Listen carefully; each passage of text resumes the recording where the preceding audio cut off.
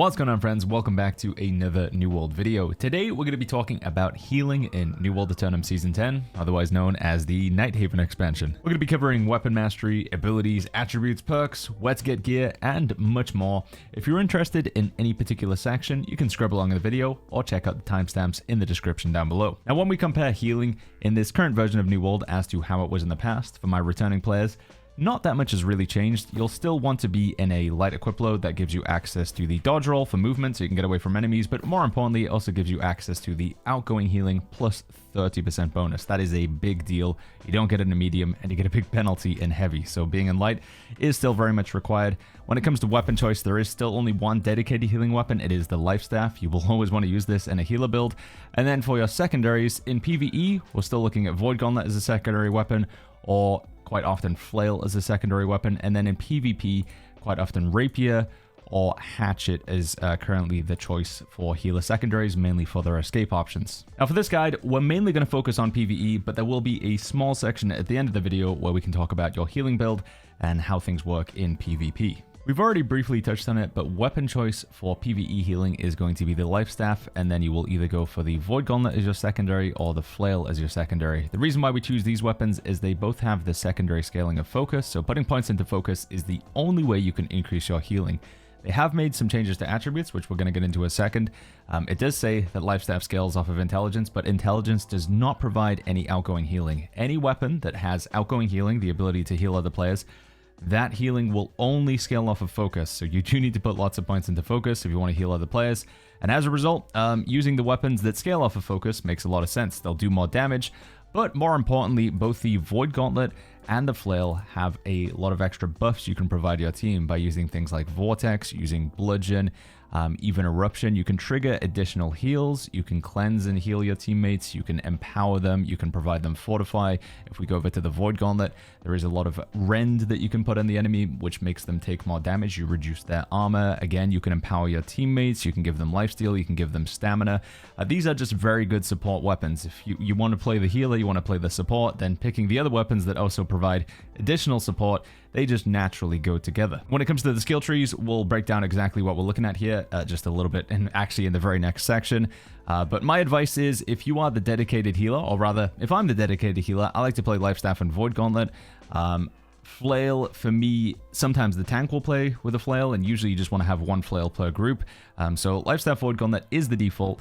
But if you have another Void Gauntlet healer, like if you're in a raid and you have two groups of 5, one group will have Life Staff Void Gauntlet and the other group will have Life Staff Flail. I recommend, if you're new to healing, play around with both weapons. If you want to play Life Staff Flail versus playing Life Staff Void Gauntlet, they are both excellent builds. We'll go over weapon mastery and attributes for them and everything else just further on in the video. When it comes to abilities for your Life Staff, the standard healer PvE setup is to go for Sacred Ground, Orb of Protection, and Beacon with a skill tree that we see here. There are certain passives that you always want to pick up. Protector's Strength, which increases your outgoing healing, and Bend Light also increases your outgoing healing. Now, when you see this skill tree, a lot of people have a question, why do we not have any ultimates? It simply comes down to the fact that if we assign the bare minimum, so these are the abilities that you would always take. You always want this stuff on the left-hand side skill tree. All of these are just really, really good passives. And then if we do want to play Orb, you have to take it fully upgraded. If you don't take it fully upgraded, Orb just only heals like a person that it passes through. Whereas when you take this final upgrade, it does a splash, and that's very much needed. Beacon always needs to go down to at least here, so you get 5 seconds longer and it's bigger. And then you always want to pick up these two. So this is our default skill tree for healing with all AoE, and then the remaining points we try and go like get this, and then we don't have enough points, so we'd have to dock a point over here. Now you can take away Beacon lasts 5 seconds longer and then pick up this. I don't think it's worth it though. The 5 extra seconds on Beacon is probably stronger than Divine Blessing, so that's why we don't play an ultimate. I do see that question come up pretty often. So yeah, our standard skill tree gonna look something like a little bit like this. We take the Glowing Focus, we take Revitalize, always take that one. Intensify, this is questionable. I've seen some healer builds where they take Enchanted Justice instead. Usually, sometimes you don't have times to get in heavy attacks, but occasionally you can, and it's just 10% extra healing. So this is my preferred healing build for Season 10. What I will say is, if you don't like all AoE healing, or if you're playing with friends who enjoy playing bows and fire staffs and muskets, it's going to be harder to heal them with all these circles. This works when you're playing with a lot of swords and great swords and warhammers and spears, you know, all of the melee boys. But if you are playing with some casters, if you're playing with some archers, you might want to drop an ability over here and take Splash of Light instead. Splash of Light makes it easier to just heal everybody around you. As long as they're within 25 meters, you can heal them. I do find that to be, again, a lot easier sort of build. So taking this, and again, you can switch out Orb or Beacon, preferring on preference. I like Orb just because of the Fortify, and there's also a perk that we'll talk about later on that's pretty good. So this would be my build if I was playing with more ranged players. And then finally, sometimes it's nice to take a single target heal. If you are having a hard time keeping the tank alive, Divine Embrace is very good for keeping them up. And then Light's Embrace, the only time I really use this is in PvP when I need to go for a double single target healer build. We'll cover PvP later on, but that would be the only time that I would go for this sort of setup here. So hopefully that explains it. Again, just to re-jog it, because I feel like we kind of maybe covered too much stuff there. This is your standard healer build. And then if you want to mix things up, drop Beacon or Orb for Splash of Light if you want to heal more ranged players. If you're having a hard time keeping one single target up, again, drop Beacon or Orb in favor of Divine Embrace instead. But we're always going for Sacred Ground. And when you can, you do want to get this ultimate. But like I say, with this particular setup, as we explained, you can't get Divine Blessing, unfortunately. This ultimate over here, still terrible. I would never recommend taking this. It just doesn't do enough. Moving over to the weapon mastery with the Void Gauntlet, this is going to be your standard Void Gauntlet setup. In the past, I have run Orb of Decay, so you may have seen previous skill trees where we go like this. So these are all the, like this is the default build. You kind of always want to play with this. Oblivion is just huge. You drop this on your teammates, it gives them a 15% in power. It puts a weaken on the enemy. It gives your teammates stamina. This is, I feel like you always include this in all PvE healer builds. Voidblade allows you to get in there and deal a lot of damage. If you're not feeling comfortable with healer, maybe don't play with Voidblade at first. Instead, just take Orb of Decay and Essence Rupture. If you just want to play the pure dedicated healer, you don't want to get in there and start attacking because you're brand new. But like I say, this would be the standard skill tree setup here. The reason why we take these abilities, Oblivion we've already covered. Voidblade we've already covered, that is good damage, and Essence Rupture is just a fantastic single target heal. Basically, you put a debuff on the enemy, and then whenever anybody attacks that enemy, they get some lifesteal back, effectively 20% lifesteal. It also gives them stamina, and then at the end it pops for an additional heal. Sometimes I like to play a bit weird, and I take, let's see, we drop this one, and I also usually drop this over here as well. Sometimes I like to play with this skill tree. Now this is quite confusing, Baggins. Why would we pick 4 abilities when you can only slot 3 over there? My mentality is that in a lot of PvE scenarios, you will have the situation where you'll start off and there'll be a lot of clump of enemies together. The standard sort of setup is you go in and there's trash. So you drop your Oblivion on your teammates after your heals and stuff. And then you chuck Orb into them, and it hits multiple enemies. You can detonate it on the way back by pressing the ability again, and you get in there and you swing with the Void Blade. And that works when there's big clumps of enemies. And then you'll get to a boss, and a boss is typically just a single target fight. So for single target, I then just quickly switch out Orb for Essence Rupture. It's kind of like a lazy thing, but it just makes it easier to just switch between what you want rather than needing to respec every single time.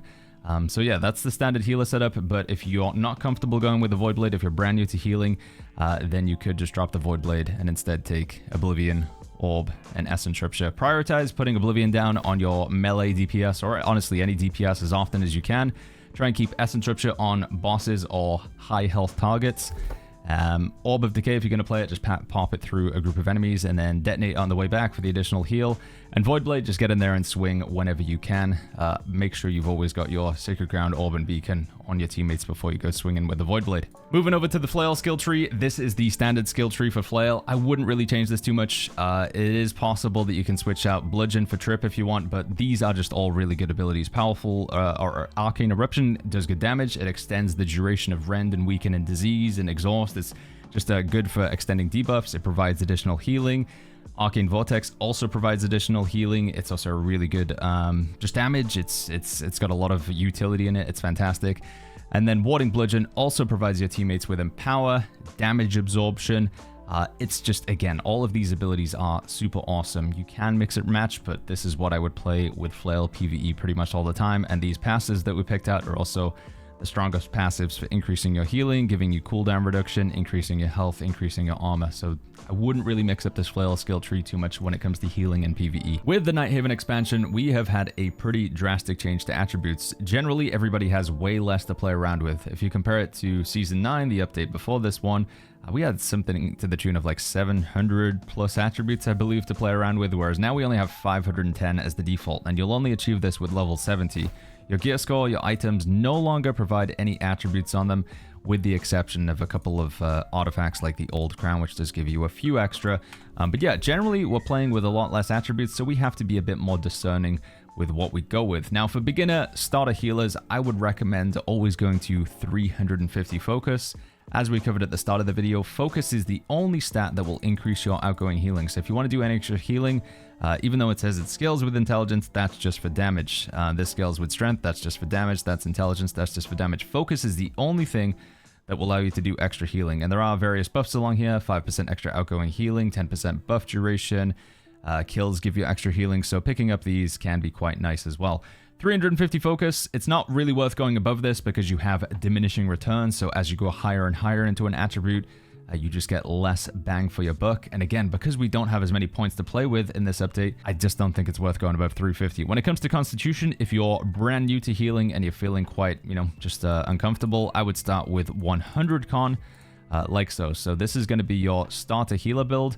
And then you put the remaining points into intelligence or strength, depending on whether you're playing with the Void Gauntlet or the flail. Now, you guys might be asking, why are we putting points into strength or intelligence? You just said they don't increase our outgoing healing. Again, our role as a healer is to heal, but it's also to provide a little bit of damage as well. While your heals are on cooldown, you may as well get in there and start swinging with that Void Gauntlet, the Void Blade, or get in there and start clawburning them with the flail. So you do want to do a little bit of extra damage, and that's why we put these remaining points into either strength or intelligence, depending on whether we're playing with the Void Gauntlet or the flail. Now, as you get more comfortable, more advanced with the healer, you can start dropping down your Constitution once you learn what you need to be dodging, what you need to be blocking, and you can even start dropping down your focus as well.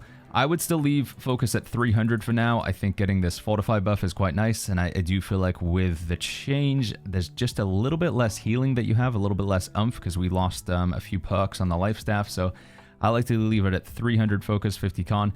And then we can go 200 into strength, so we can get the bonus damage, or 200 into intelligence, so we can get the mana on critical hit. This is really nice with the Void Gauntlet, because Void Gauntlet is super mana hungry.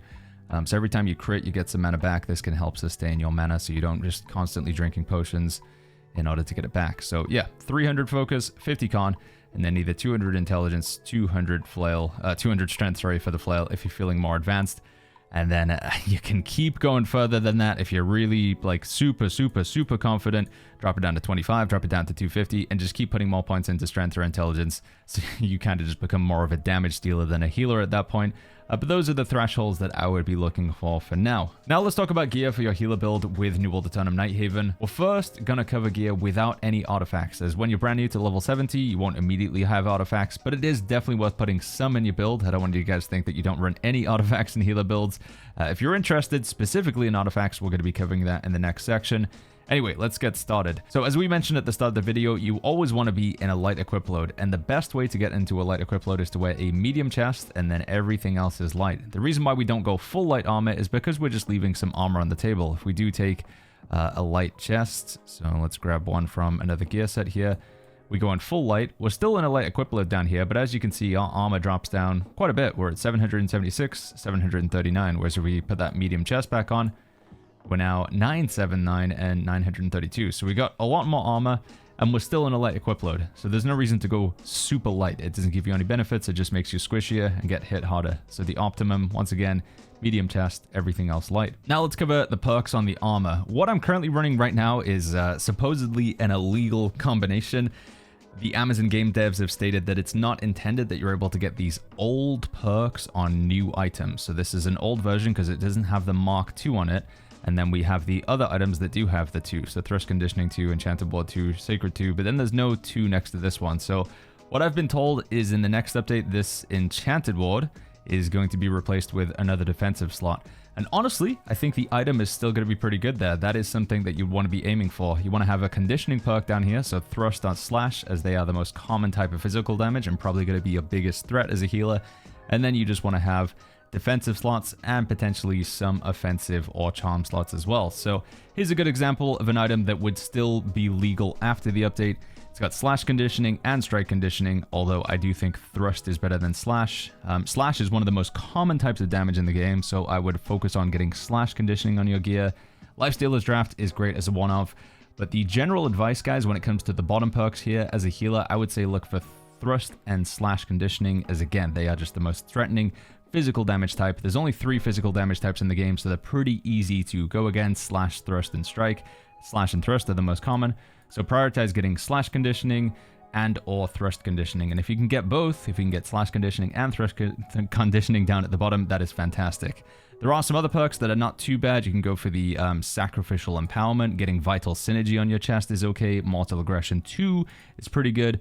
I think any perks outside of Vital Synergy, Lifestealer's Draft, Mortal Aggression, slash conditioning, thrust conditioning, and finally Prolonged Favor. I don't think I have a piece of gear, but Prolonged Favor to extend the duration of your Empower and your Fortify. Those are not bad. But again, just to make things really clear, because I know we named a lot of perks there, I would say just focus on getting slash conditioning and or thrust conditioning on these bottom 2 slots here. Next up, the most important thing is getting a gem slot. Gem slots in all of your gear is something I would strongly recommend. I have broken my own rule. There are a couple of items that I have that don't have gem slots. The reason why we really want a gem slot in our armor and our jewelry is because we can slot an opal gem or an onyx gem or just any gem, but these give you elemental damage absorption. If we use opals, we could switch them over to an onyx gem, which would give us 2% physical damage absorption. It's just really, really good damage reduction. The damage reduction you get from here is far better than slash conditioning. It's better than thrust. It's better than any other conditioning perk. It's just, believe me, a lot of people are skeptical. I've seen lately in the YouTube comments and also on Twitch chat that people are saying, Baggins, is the gem slot now overrated? Believe me, it truly is very, very good. So prioritize getting gem slots in your gear. If you have a crazy good set of perks on your item, then you can go without it, but I wouldn't make it a habit of not getting gem slots. And then finally, we want to look at the charm slots. These are the ones that you can change out on the fly. I would prioritize going for defensive charm slots, as you want to make sure that you're getting that Enchanted Ward 2 and Sacred 2. So defensive charm slots, when you go to attach it, they look like this, and the options that you get are the blue ones. Sacred 2 will increase your outgoing healing. You can get up to 5 of these charms. It does say that it stacks up to 5 times, so making sure that you get your 5 Sacred 2 I think is going to help. I'm a bad boy right now. I've only got 3 out of 5, but again, this gear is going to be changing. I'm going to get an extra defensive slot soon. And Enchanted Ward 2, just to reduce that incoming damage. Most of the attacks in this game, when it comes to PvE, are coded as light or heavy. If we go ahead and take a look at the latest raid here, this is the Isle of Night, and then we scroll down. I'll put this in the description below for you guys. We can find bosses. The first boss here, the attacks that the boss does, we have a light attack, a magic attack, light attack, heavy attack, heavy attack, heavy attack, light attack, light attack, heavy attack, heavy attack, heavy attack, light attack. You guys get the idea. It's so many light and heavy attacks with all of the enemies. The way that I'd say like 70 to 80% of damage in this game in PvE is a light or heavy attack, and therefore prioritizing getting Enchanted Ward, because it's most of the damage, is really, really good. So that's why we look for Enchanted Ward. And then finally, if you do find yourself with any offensive charms in your gear, going for Keen or Vicious just for extra crit damage is always a good option. In particular, the Void Gauntlet loves to get crits, as it does reduce the cooldown of abilities when you have Refreshing Precision. 5% cooldown reduction whenever you land a critical hit. It does have a 0.5 second cooldown, but Keen is great for the Void Gauntlet, and it's not bad for the Flail either. I mean, again, getting crits is nice. Vicious for the extra crit damage, and also Rogue. You will find that you're in a position where the tank usually has the enemy facing away from you, so you can quite often hit them in the back. Rogue giving you additional backstab damage is not bad as well. As one of perks, you would want to look for 1 Keenly Fortified in your defensive slot. You don't need more than 1, and it stacks at 1, but whenever you crit, you get Fortify. And then also 1 Keenly Jagged in any piece of gear for the additional bleed. That can help with your damage. It can also help the bleed generate Heart Rune shards, so you can use your Heart Rune more often as well. Now, I am sure that we're going to start seeing some comments right now asking where did I get these items. We will be covering where to get items, including the ones that I have right now, in a later section within the video. Let's move over to our weapons. The mandatory perks I would say you should have at the bottom of your life staff would be Savior 2, and the mandatory perk for the Void Gauntlet would be Sundering Stacks. Now, Resurgence is not necessarily a bad option. Resurgence looks like this one here, Whenever you or anybody in your group gets a kill, you get some extra outgoing healing. The only downside of this is sometimes you'll be fighting a boss, and the boss doesn't really spawn many additional extra minions for you to kill, so you can't really take too much advantage of this. Whereas Savior can be pretty good to top somebody if they drop below 50% health. And then Sundering Stacks is great because every time you swing, you apply some rend, which just makes the enemy take more damage. One thing I would prioritize when it comes to your weapons is making sure you have at least one charm slot. So the charm slots, these are the ones that allow you to put abilities in, like Voracious Blade or Sundering Essence or Fortifying Sacred Ground or Mending Protection. The must-have charm slots, in my opinion, would be Sundering Essence, again, applying more rend to make the enemy take more damage. I also would love to have a life staff. I don't actually have a great life staff right now because I think this would be better as another charm slot. So you want to have 2 charm slots on your life staff so you can go Mending Protection 2 and Fortifying Sacred Ground 2. Again, as with the armor, you really want to make sure you have a gem slot in your gear so you can put a diamond in there. The diamond says that when you're at full health, you do 15% extra outgoing healing, which is really, really nice. You can go with these rune glass diamonds. That's more advanced, but I would say just start with a diamond for now, especially if you're new or returning to healing. But the main priority that we want to be seeing, again, in our gear, or our weapons specifically, is to have a gem slot in both of them so we can get diamonds. We want to have Savior 2 as a fixed perk. We want to have Sundering Stacks 2 as a fixed perk. Resurgence 2 is okay. And then we also want to make sure we have at least 1 charm slot in both of ours, but ideally 2 in the life staff. And then finally, with the jewelry, protection perks on your amulet are key. I would say strike and slash protection or slash and thrust protection are fantastic. I have a heavy emphasis to focus on going for physical damage absorption. You guys might notice, like, we got slash and we got thrust. You guys might say, why no flame? Why no frost? Why no lightning, Baggins? Again, the physical damage types are just very, very common across most of the bosses and threatening enemies in the game in PvE, so I tend to favor those. And then for elements, I just like to use opal gems because they cover all of the elements. And there's like 6 elements. There's only 3 physical damage types, so it's just easier to focus on the physical. So slash protection, strike protection, thrust protection. If you can get the God Amulet with all 3, I think that's fantastic. I would generally prioritize getting defensive charms so you can continue to get more of those Enchanted Ward 2 and the Sacred 2. Also, Wellness is not a bad defensive charm as well. That increases your max HP. Moving over to the ring, the mandatory perk right now is Healing Breeze 2. Going for Healing Breeze, when you apply a heal, you just get an additional heal over time. Again, this is another illegal item that's going to be replaced later on because it's got the old version and the new version of Healing Breeze, and that's supposedly not intended. Charm slots are okay in your gear. You guys see that we do have a few charm slots here and there, but the problem is, I think you just want to go for charm slots in your weapons because it makes the ability stronger. If you have a charm slot in your weapon compared to your armor, the ability is just stronger when it's on your weapon. So aim for charm slots on your weapons when you can, but as you can see, you can get some here and there. And then finally with the earring, this is a really important piece because earring is one of the very few ways you can get cooldown reduction now. In the past, you used to be able to get refreshing on your armor as a perk. Now you only really get refreshing on earring. You can have refreshment 2 or refreshing move 2. I think refreshment 2 is more consistent in my opinion. So that is a must-have perk there. Another perk that I'd love to have but don't have right now is Beloved. Beloved reduces the threat that you generate. Just means you're less likely to pull aggro off the tank. And it also means you do bonus damage to taunted enemies. I think we have an example of an earring in my tank build. This is a weird one where it has Despised and Beloved. But this one here, generate less threat, and you deal more damage to taunted foes, so you can hit them harder with the Void Gauntlet of the Flail. That's quite nice. So I would look for Beloved 2 and Refreshment 2 on my earring. Again, we want to make sure we have gem slots in all of our jewelry, and then defensive slots would also be the priority over offensive charms for now for me. But as you're feeling more and more comfortable as a healer, you can switch out those defensive slots and go for more offensive. So you can get Keen, you can get Vicious, you can get Keenly Jagged, Keenly Empowered. You know, if you just want to do more damage because you feel like your healing is good enough, that's not a bad option as well. But to recap the gear, we're looking for Slash and Thrust conditioning on the armor. We're looking for Savior 2 on the life staff. We're looking for Sundering Stacks on the Void Gauntlet.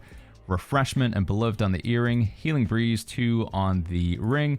And then Protection Perk 2 on the amulet. You want to make sure everything has a gem slot. And then prioritize to start with defensive charm slots on your armor. As you're feeling more comfortable, maybe transition over to some offensive charms so you can get more crit damage. And with your Void Gauntlet, Life Staff, and Flail, you want to be going for charm slots, so you can put the ability perks in there that make them do more healing and more damage. For artifacts, the go-to or my favorite ones are Nimble Coat. You get this from the PvP rewards track. It can pop up very frequently now. It's not as hard to get these as it used to be. They can just pop at checkpoint 1, 2, or 3, and you don't need to be like track 50 or 60 or whatever. Again, you can get them on like track 1 now. But that's where you get Nimble Coat from. This gives you a lot of cooldown reduction, another 8% cooldown reduction, so it's like having an additional earring. I just think being able to use your abilities more often as a healer is quite nice. So that's my favorite artifact currently. But other artifact armor that's quite viable is Attuned Leather Pants. These just give you a bunch of extra stats, so you can have extra damage, extra constitution, extra focus and healing. These are not bad. For the defensive slot, again, we just go for that Enchanted Ward 2 and Sacred 2. My offensive slot, I've gone for Vicious, but Keen would also be good as well, as we talked about with a Void Gauntlet. And then finally, we also have Old Crown. I think Old Crown is just a little bit like a better version of Attuned Leather Pants, because you get all these gem slots. And as we've covered in the previous section, gem slots are really good. They just give you a lot of extra damage absorption, just flat damage reduction. It's great, and they give you extra attributes so you can hit those thresholds like the 350 focus, the 50 con, the 200 intelligence. You can hit those thresholds a little bit easier with all of these extra attributes. For artifact weapons, I only really have one preference right now, and that's Power Stone. If I'm going to be playing Flail, then I love to go for Power Stone. I put Powerful Eruption in here so we can do some extra damage, and then the other one, Enchanted, I think was just what was in there by default. But again, Keen or Vicious or Rogue, those are your pretty standard damage increasing. Or you could go for Keenly Jagged, just as a one-of. That would be good to get the bleed, so you can just get a bit of extra heart rune charge. I don't like to play with either of the artifact Void Gauntlets. I just don't think either of them are that strong right now. This one here with Resurgence 2, I'm not a big fan of this perk. I prefer to have Sundering Stacks.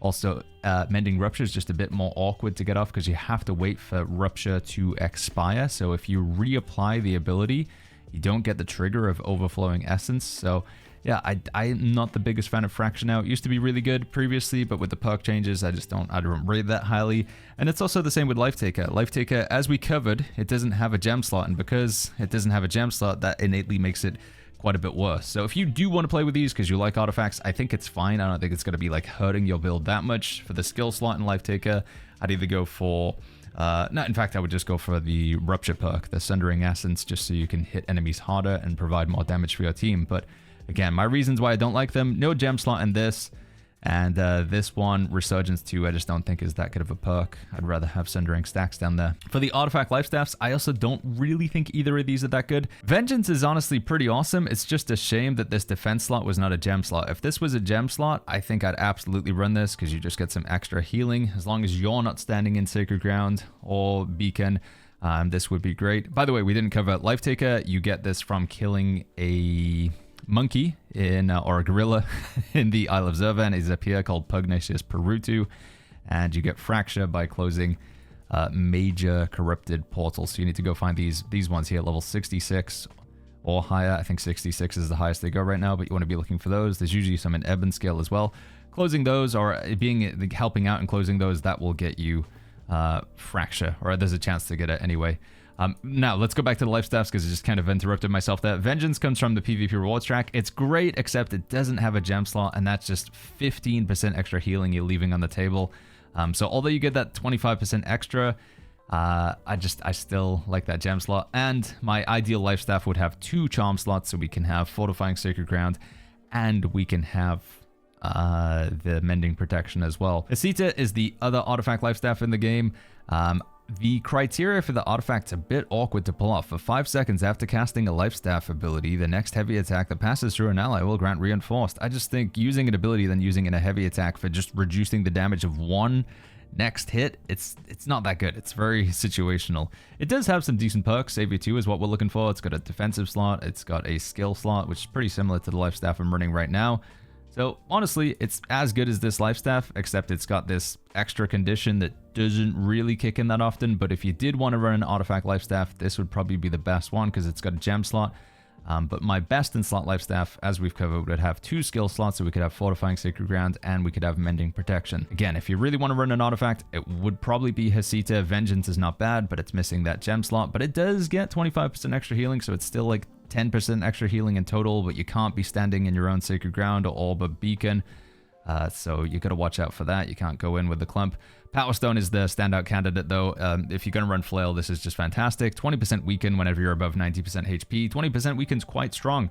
And then it hits very hard as well with Powerful Eruption and the End perk down here. So those are the standout like weapons for me, Power Stone and maybe Hesita. And then finally, let's move over to jewelry. There aren't really many jewelry options at all. With amulets, you have like Lost Stopwatch and Ankh. Ankh reduces your outgoing healing, so that's pretty bad. Lost Stopwatch makes you a tank. That's also pretty bad. For earrings, you have Endless Thirst, and then you have Justice. Neither of them are that great. I don't think either of them have Refreshment on them, so they don't really work. And also for Justice to kick in, you have to get hit a lot, so yeah, I just don't think either the earrings are good. And then for rings, you have Blood Drinker, which is lifesteal, but you don't really need lifesteal because you have a healing weapon, so just heal yourself that way. Elemental Band is great though. This is if you just want to do damage, so it doesn't have the Healing Breeze, but if you feel like your healing is good enough and you just want to hit hard, then Elemental Band is great for that. With the Void Gauntlet and the Life Staff, you'll get 2 triggers of Elemental Affinity. If you hit them with the Life Staff and the Flail, Flail does arcane damage, so again, you'll get another 2 triggers of Elemental Affinity, and then it's just got a lot of aggressive perks here, which are quite nice as well. So, standout artifacts for me, friends: Nimble Coat, Elemental Band, Power Stone. Old Crown is not bad until you get Nimble Coat, and Attune Leather Pants also not bad until you get Nimble Coat as well. So, where do we actually get this gear? Now we've explained what's good and attributes and everything. Where do we actually go ahead and get the gear? The honest answer is there is no one particular spot that's great for like all gear in the game, and there is certainly no one spot that is fantastic for healer gear. These days, everything's a bit more homogenous because we don't have attributes on gear anymore. So yeah, there isn't one source that you can go that's particularly fantastic for healers. You just want to be going to the same locations as everybody else is. Right now, there is one spot that's probably going to be popular on most servers. It's often referred to as Sun in the recruitment chat, but this is the Tower of the Sun. It's just to the west of Grand Carnival. You will have masses and masses and masses of players here, and all they do is they kill the same 2 enemies over and over again and repeat, and then they get the bag of loot from them. You'll probably want to be in a group because I think getting a tag is very difficult. You have to do at least 1 hit of damage, but the enemies die so fast that it's... Let's see if we can get anything here. Okay, no, I lied. We did get a tag on this guy, so we should get a bag of loot. We open up the loot, and we got ourselves a leather coat. The leather coat has, hey, it's got thrust conditioning. There you go. That's one of the perks that we're looking for. Freeing aggression's not that good, but and 2 skill slots, rather have those in the weapon. But you can see, we just do this over and over again. Eventually, you will get some good items. Now, I do think that this is pretty dull. Oh, wait, we got one other item over here as well. Let me take a look at this real quick. Did I get one other item, or is it just bugging out? Yeah, we got a flail as well. What's on the flail? That one's not as good, but it does have a gem slot. But as you can see, this can be somewhat lucrative if you just want an easy farm. There's also a similar concept you can take to this. They're called epic chest runs. They're often referred to as ECRs. If you take a look at recruitment chat, on most servers you'll see there's just things being spammed all the time, like plus imp, or on American servers, South America, pretty much everywhere other than Europe, we use the plus symbol. On other servers, it's X, but it basically means invite me, and then you have the content that you want to do. So plus imp is plus Imperial Palace. They want to be invited for a run to go do Imperial Palace, which is over here. You might also see plus wall, which is the wall of Nebet Het. You might see plus Helio, plus Merc, plus I think Arch is one of the new ones with the Arch area Night Haven. Either way, copy what people are doing, type the same thing, you'll get invited, open up the map, and you'll be able to see where they are. You'll have the party icons, you run along with them. It's a big Zerg, you go kill enemies, you open a bunch of chests, and you'll get a huge volume of items that way. Again, with this gearing system, the majority of gear that you get will not be that good, but you will get some diamonds in the rough. And this is like a fairly easy way to just get a massive volume of items into your inventory and then start passing through and looking for the perks that we talked about earlier on. Now, for me, the content that I find more fun, other than doing this big open world mindless Zerg stuff where you just kill 2 enemies or just open a bunch of chests, you can go into activities and you can do catacombs. I think catacombs is very good. You take these mythic sterling and these mythic crowns and you can use them to buy boxes from the Night Haven vendor. These boxes, if you open enough of them, again, you will get something good. I'd say just focus on the purple boxes for now. The golden boxes have particular set piece items in them, and I don't think any of them are that good for healers for the time being. Mutated expeditions can actually yield some pretty good loot as well. You definitely want to jump into some mutated expeditions, and Starstone Bearers, which is in the rotation right now, has a chance to give you Blood Drinker from the final boss. Whilst it's not that good for healers, It is a fantastic ring for many other builds, so queuing up for a couple mutated expeditions. It'll also give you a good practice at like healing groups, so I do think it is worth queuing up for some of these. As a healer, I would recommend that, and you will get some good items. And then finally, from the PvP standpoint, Outpost Rush, Capture the Flag, and 3v3 Arena are also all really good for leveling up your PvP rewards track, which is something you want to do because you get that Nimble Coat, you get that Old Crown, a couple of artifacts that we talked about earlier that are really nice. You can get Vengeance, so it's sort of a 2-for-1 there. You can also get good gear from the PvP rewards track, and you get a box of loot at the end of Outpost Rush, Capture the Flag, and 3v3 Arena that you can open that gives you even more chances at loot. So what I'm trying to say here is you can kind of just do anything, whether it's open world, whether it's any of this content, it will all get you loot. A lot of it's going to be random, not that much is going to be great, but it is fairly easy to get items in the game right now. You just got to pick your poison and do what you want to do. You ultimately want to be working your way towards the raid. There is set bonus gear in here that is quite nice. I think the Protector's set is something I'm interested in getting. Let's see, this one here, when you heal an ally. Blah, blah, blah. This stuff is going to be good, but it's not going to be immediately accessible. There's only a few groups. In fact, I think there's only, at the time of recording, there's only one group that's fully finished the raid. But there is some good stuff in here. There's also one other set that is looks interesting as well. It's called the Focus set. This one just looks really good. 15% increased healing as long as somebody's not in Sacred Ground or Beacon. So just makes your orb heal more, makes your single target heals, your Splash of Light. Unfortunately, this isn't in the game right now. The developers forgot to add it into the game, but I believe it's supposed to come from the PvP rewards track. It's got some really nice things on here. 100% Fortify, crazy good. Definitely looking to get the set. That's from the PvP rewards track. And then lastly, let's talk about crafting. That's another really good way to get gear. Let's actually cut the edit to me at the crafting station. For flails, void gauntlets, and life staffs, you want to come to the Arcana station. When you're at the Arcana station, you will need at least 205 in Arcana. You can drop down the menu here, hide them until you find socketed gear. Here's the life staff, here's the void gauntlet, and here's the flail. It's a bit confusing right now because what they say is you're not supposed to be able to add old perks to new items, and that's why we're getting that change. I've talked about it a few times where I have like Enchanted Ward or Blessed on my life staff, and that's an old perk, but then we have the new perks on it.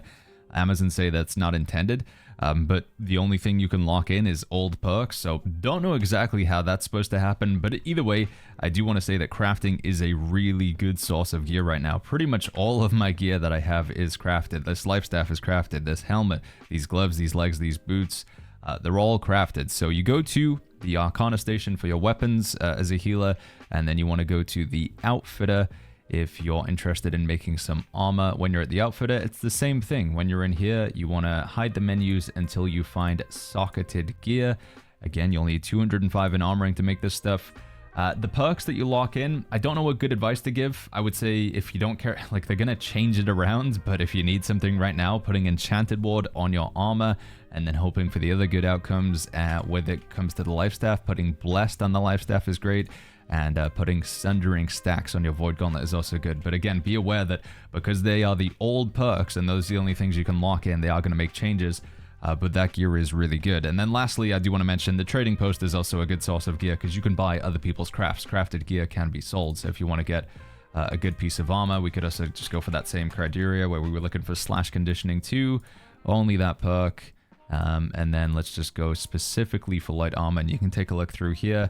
I'd also recommend adding a gem slot as well, and just see if you can pick up any bargains over here. There might be some good stuff. I can get a pair of boots. Well, 7,000. I was gonna say only 7,500 gold, but those are pretty expensive. But yeah, those are the main ways to get gear. If you have any further questions, because I know there is a lot that we covered here, make sure to hop in to the stream. We're live on YouTube and Twitch, twitch.tv/BagginsTV. On YouTube, you're already here. You should hit that subscribe button. I thought it might be handy to quickly go over some settings that I use for healing as well. So some of these will work for keyboard and mouse, some will work for controller. General settings that you can change for everything would include tilt-based camera zoom. I like turning this on so I can see more around me. Just gives you more awareness of where your teammates are, where the enemies are, where you need to place heals and stuff. So that's a good one right at the top of settings in game. In keyboard and mouse and in controller, you do have freeform movement. I like to turn this on because then you can just run in all directions really quickly rather than running in only the direction your camera's in. I like that one quite a lot. Specifically for the healing settings, I'm going to scroll down to those. We do have healing here. Targeted healing, I leave on. If you're going to play single target heals, I think this is very nice. If you want to play Divine Embrace or Light's Embrace. But if you are going to play all AoE healings, you can turn it off and just chuck your heals in the direction that you're facing. And then these are the settings that we have on and off here. I don't like it when the camera snaps to the target and you can't move it around, so turning off camera aim retargeting and camera follows lock target just so you have control of your camera, I think that's quite nice. If you are playing with keyboard and mouse, a huge benefit I would recommend, strongly recommend, is setting up your target group member options. So targeting group member 1, 2, 3, 4, and 5. Rather than using the scroll wheel to just cycle through and heal the member that you want. Again, this is more for single target healing, so this is if you're playing Divine Embrace or Light's Embrace, but you can also place Sacred Ground on the party member that you want as well. I think that's quite nice. I would strongly recommend that, but I believe controller, you guys don't get access to the target group member 1, 2, 3, 4, 5, but if you are just playing with the all AoE healing setup, then it doesn't really that much. You can just place it where you want. One thing that I use by default with, again, mouse and keyboard is I press middle mouse button and then you can unlock the heal and place it where you want. So you can still have, without getting too many restrictions of the targeted healing, you can still place them where you want, but I think that's quite nice. For additional settings, actually, before we cover that, there's one thing that I wanted to mention. A huge change with Nighthaven is we now do have the option for customizable heads-up display. So when you're in game, scroll down to HUD, heads-up display, and then choose custom 1, 2, or 3, and then you can edit your heads-up display and move things around. One thing that I'm really enjoying with this update is we can take our group panel and move that closer. Previously it was locked all the way up there. You gotta like turn your head and look up. Now you can move it more central, so you can see your character and you can see your teammates' health bars. You can scale it up as well if you want to see them nice and easy, so you can see who's getting low. That's something I'd strongly recommend for healers. Just nice quality of life to put your teammates' health bars more central. For additional settings, I'm going to link you guys to a settings video up in the top right of the video and the description down below. That covers my video settings and everything else, including like the mouse that I use and the keybinds that I have set up there. So if you're interested more in settings, I'll link you to a dedicated video. But those are the important healing settings that I think you need to know about right now. And then finally, let's quickly talk about things for healing in PvP. There aren't really too many changes. The main thing I would recommend is switching to the artifact chest piece called Featherweight. Featherweight allows you to still be in a light equip load, which is still very important in PvP because you want that 30% extra healing, but it allows you to get away with 2 pieces of heavy armor, usually your helmet and your gloves, or your gloves on your boots, or your boots on your helmet. Legs will still need to be light, but yeah, it effectively just allows you to get away with a bit of extra armor so you're not as squishy. I'd also recommend running at least 150 constitution when you're healing in PvP. If you still want to deal some damage, I like playing with Life Staff and Void Gauntlet so I can fight back. So this is the usual attributes that we run here. This is with attribute food. I've got constitution food. But a pretty common setup that people run when they're healing in PvP is they run a rapier or they run a hatchet, and you just go focus to 350 and then everything else into constitution. You're not looking to deal damage, you just use the rapier or the hatchet to get away. So the rapier mastery, you just run away with these abilities whenever anybody gets close to you. So if somebody's trying to kill you, you run away with this. And then with the hatchet, again, if anybody's trying to get close to you, use berserk so you become unstoppable so people can't stag you and stuff. Use this for the movement speed, use this for the movement speed and to root people, and defy death stops you from dying as well. So the playstyle of a healer in PvP, depending on what you want to do, is usually to just focus on healing, and then use your abilities on your rapier or hatchet to run away. But I still like to fight back, so I go with my Void Gauntlet. I usually switch over for Scream, so we have a root. If you have the, there's an ability you can get called Putrefying Scream that reduces enemies' incoming healing as well, so it's good to kill other healers if you want to play aggressive.